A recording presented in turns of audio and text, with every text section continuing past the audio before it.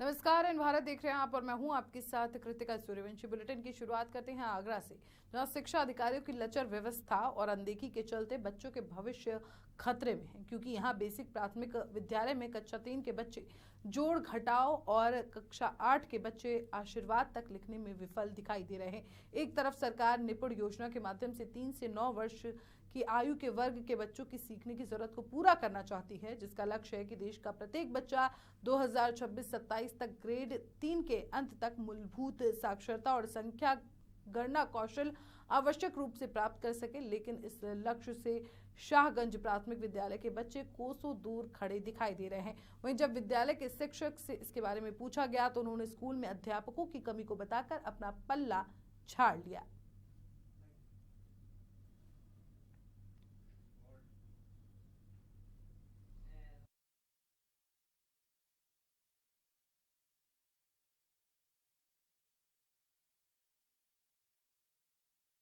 मिली आप सर, हमारे बच्चे जो है थोड़ा सा होपलेस हो गए हैं, सवाल नहीं कर पाए जितना उनको करना चाहिए था। जैसे भी और छोटी छोटी नॉर्मल चीज मैंने पूछी है। जी हाँ, मैं बता रही हूँ। हाँ। तो उसको आगे सब मैं बच्चा जोड़ नहीं बता पा रहे हैं दो अक्षरों के। जी जी जी। तो आपको लग रहा है कि बच्चों की सही तरीके से, आप मानते हैं बच्चों की सही तरीके से पढ़ाई हो रही है? नहीं सर, अब हो सकता है दिमाग इन लोगों का बच्चों का थोड़ा भी हो गया, लेकिन पेपर तो इन्होंने ठीक करे हैं और थोड़ा सा आगे बढ़ भी जाते हैं। हम डेली जो देते हैं तो उनको आगे बढ़ाते हैं, फॉलो करते हैं। लेकिन जो बेस यहाँ से जा रहा है 5वें से बच्चा, वो हमारे 6 तक पहुँच नहीं पा रहा सही, क्योंकि उसको मैडम लग रहा है इस तरह से बच्चे पढ़ाई कर रहे हैं और जिन बच्चों पे नहीं आ रहा है आगे किसी क्लास में कंपटीशन में फाइट कर पाएंगे? नहीं सर, नहीं कर पाएंगे, क्योंकि इस वक्त ये समझिए रेमेडियल चला रही है गवर्नमेंट हमारी। रेमेडियल भी चल रही है, रेमेडियल के हिसाब से हमारे टीचर नहीं, हम जो स्कूल लेके बैठा लें अलग बच्चों को लेके कि रेमेडियल में बैठ जाएं बच्चे, कि वो रेमेडियल पढ़ा रही है। मुरादाबाद में शहर की ईदगाह में 2 शिफ्ट में ईद की नमाज अदा की जाएगी। सैयद फाहद अली नायब इमाम साहब ने मुरादाबाद वासियों से ईद की नमाज को लेकर अपील की है। बता दें कि मुरादाबाद में पहली बार ईदगाह मैदान में 2 बार ईद उल फितर की नमाज अदा की जाएगी। पहली नमाज सुबह 8 बजे अदा की जाएगी और वहीं दूसरी नमाज सुबह 9 बजे अदा की जाएगी। रहीम। मैं मुफ्ती सैयद फ़ाहद अली, नाइब इमाम शहर मुरादाबाद।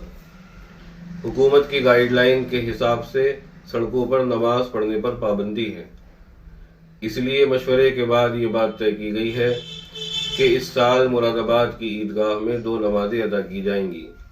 पहली नमाज 8 बजे होगी, जिसको इंशाअल्लाह मैं पढ़ाऊंगा। उसके बाद जिन हजरात की नमाज रह जाएगी उनके लिए 9 बजे दूसरी नमाज का इंतजाम किया गया है। आप हजरात वक्त से पहले पहुँचें और अल्लाह तबारक व तआला से दुआ करें कि अल्लाह ताला इस फैसले में हम सब के लिए खैर पैदा फरमाए। देखिए, अभी ये तय नहीं है कि कल होगी या परसों होगी, दोनों दिन में किसी भी दिन हो सकती है, वो डिपेंड करेगा।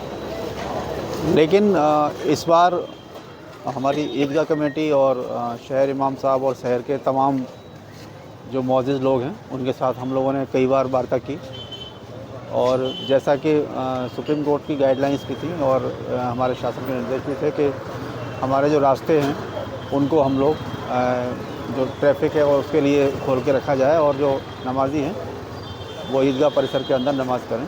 हमारी इस बात का सभी लोगों ने सम्मान किया और एक आम सहमति ये बनी है कि क्योंकि ईदगाह पर जो नमाजियों की संख्या काफ़ी ज़्यादा रहती है और कई बार वो इतनी ज़्यादा होते हैं कि उसके अंदर इतनी जगह नहीं होती कि सब लोग अंदर नमाज़ कर सकें, तो इस बार की नमाज को 2 बार करने का निर्णय ईदगाह कमेटी के द्वारा लिया गया है और उसका समय भी उन्होंने निर्धारित किया है।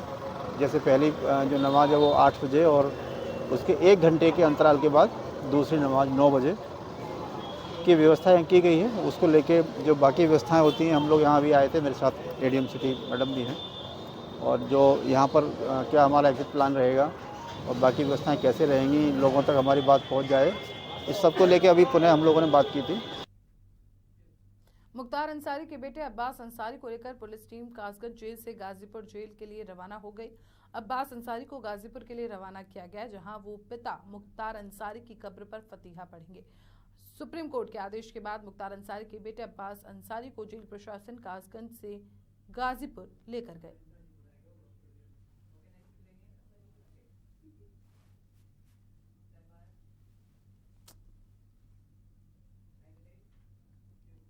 अब्बास अंसारी कासगंज जेल से गाजीपुर जेल पहुंच गया। आपको बता दें कि सुप्रीम कोर्ट से अब्बास अंसारी को 3 दिनों की कस्टडी पैरोल मिली है। वो अपने पिता मुख्तार अंसारी के फतेहा कार्यक्रम में शामिल होने के लिए 3 दिन के लिए गाजीपुर जेल में रहेंगे। वो जेल मैनुअल के तहत फातिहा और कार्यक्रम में भी शिरकत करेंगे। वो जेल में परिजनों से मुलाकात भी करेंगे। मोहम्मदाबाद के कालीबाग कब्रिस्तान में मुख्तार का फतेहा कार्यक्रम आयोजित किया जाएगा। अब्बास अंसारी 3 दिनों तक गाजीपुर जेल में ही रहेंगे और वो 13 अप्रैल को वापस कासगंज जेल पहुंच जाएंगे।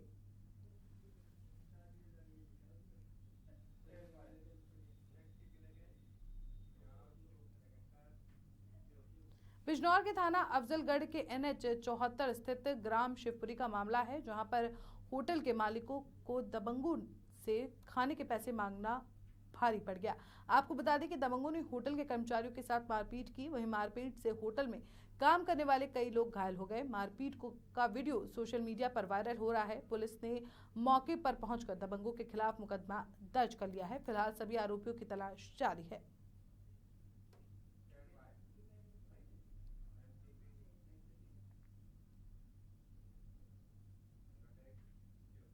मुरादाबाद की कोतवाली पुलिस ने चंदौसी निवासी नाबालिग मॉडल से गैंगरेप के 3 नामजद आरोपियों को कोर्ट में पेश कर जेल भेज दिया है। दरअसल गाजियाबाद निवासी आरोपियों ने दिल्ली के धौला कुआं से कार में लिफ्ट देने के बाद कोल्ड ड्रिंक में नशा देकर पीड़िता के साथ चलती कार में रेप किया था।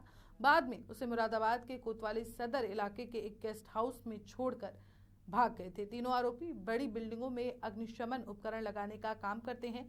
आरोपियों पर पॉक्सो और SC/ST एक्ट भी लगाई गई है। बता दें कि संभल के चंदौसी थाना क्षेत्र के गांव निवासी 17 साल की 11वीं पास किशोरी मॉडलिंग करती है। किशोरी की तहरीर पर कोतवाली पुलिस ने 3 लोगों के खिलाफ सामूहिक दुष्कर्म, SC/ST और पॉक्सो एक्ट के तहत केस दर्ज किया था। दर्ज रिपोर्ट में पीड़िता ने बताया था कि 5 अप्रैल को वो जयपुर में आयोजित मॉडलिंग के इवेंट में शामिल होकर अगले दिन 6 अप्रैल को घर वापस लौट रही थी। दिल्ली के धौला कुआं में बस से उतरने के बाद मेट्रो स्टेशन के बाहर मुरादाबाद की बस का इंतजार कर रही थी। उसी दौरान तीनों आरोपी कार से उसके पास पहुंचे और मुरादाबाद तक छोड़ने की बात कहकर उसे कार में बैठा लिया। पीड़िता आरोपी भरत सिंह को पहले से जानती थी, इसलिए कार में बैठ गई।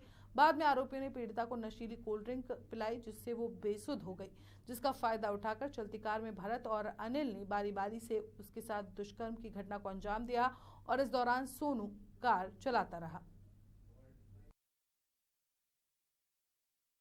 देखिए, थाना कोतवाली में एक करीब प्राप्त हुई है जिसपे IPC की धारा 376D, 328, इसके अलावा 3/4 पॉक्सो एक्ट और SC/ST एक्ट के तहत मुकदमा पंजीकृत किया गया है और इसमें 3 लोगों को गिरफ्तार किया गया है, जो कि गाजियाबाद के एक थाना बेब सिटी के रहने वाले हैं और 2 लोग हैं वो सियानी गेट थाने के रहने वाले हैं, जिनमें एक का नाम भरत सिंह है, दूसरे अनिल है और तीसरे सोनू और वसीम है।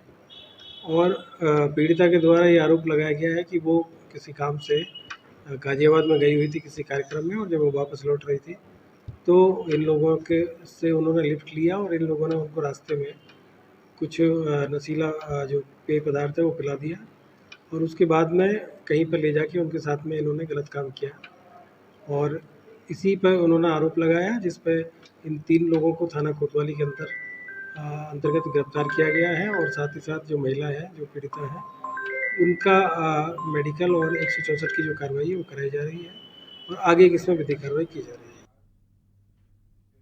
वहीं कन्नौज के छिबरामऊ में सड़क हादसा हो गया। बाइक को बचाने के चक्कर में एक बेकाबू कार पलट गई। कार इतनी तेज रफ्तार से आ रही थी कि डिवाइडर से टकराने के बाद वो पलटी खा गई। इस दौरान सामने से आ रहे बाइक सवार भी इसकी चपेट में आ गए। एक युवक तो कार से निकलकर 10 फीट दूर जा गिरा। घटना में कार सवार एक बच्ची, 2 महिलाएं समेत 7 लोग घायल हो गए हैं। हादसा छिबरामऊ के नेशनल हाईवे पश्चिमी बाईपास पर हुआ है, जब कार सवार बालाजी के दर्शन कर हारदोई स्थित अपने घर जा रहे थे। जैसे ही वो नेशनल हाईवे नॉर्मल रोड के पास पहुंचे, तभी सामने से आ रही बाइक सवार को बचाने के चक्कर में कार अनियंत्रित होकर डिवाइडर से टकराते हुए पलट गई।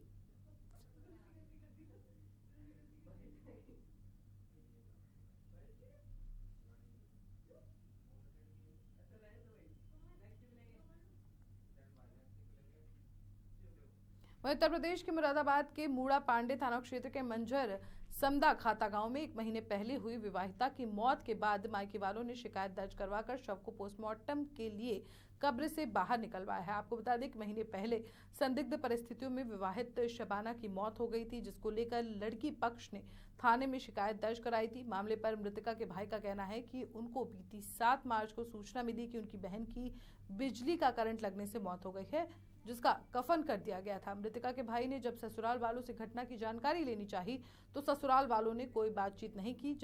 तब मृतका के परिवार वालों ने थाने में रिपोर्ट दर्ज कराई और पुलिस प्रशासनिक अधिकारी की मौजूदगी में शव को कब्र से बाहर निकाला गया।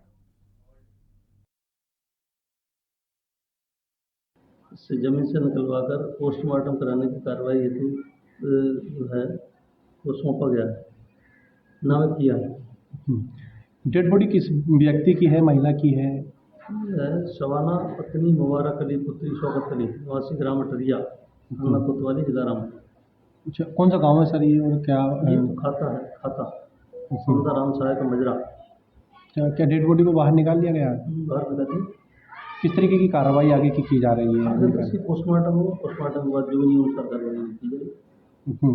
इनकी लिखित रूप में शिकायत कहाँ की थी सर? इन्होंने कोई परिजन? शिकायत तो हमारे पास एसडीएम साहब का जो नामित पत्र है वो है, बाकी ये जो है कार्यालय जिला मजिस्ट्रेट द्वारा जो जारी पत्र हुआ है उस पर नामित किया गया है। विभागीय अधिकारी आपके अलावा कौन कौन है पुलिस प्रशासन में? या उसके एसओ साहब हैं, वकील के सहयोगी हैं, वो हैं थाना मीरा वाले। परिजन, पीड़ित परिजन भी घटना? हाँ, उनके भाई हैं, अक्का के भाई वगैरह सगे भाई हैं, वो मेरे भाई हैं और भी परिजन हैं, उनके हमने वीडियोग्राफी की है।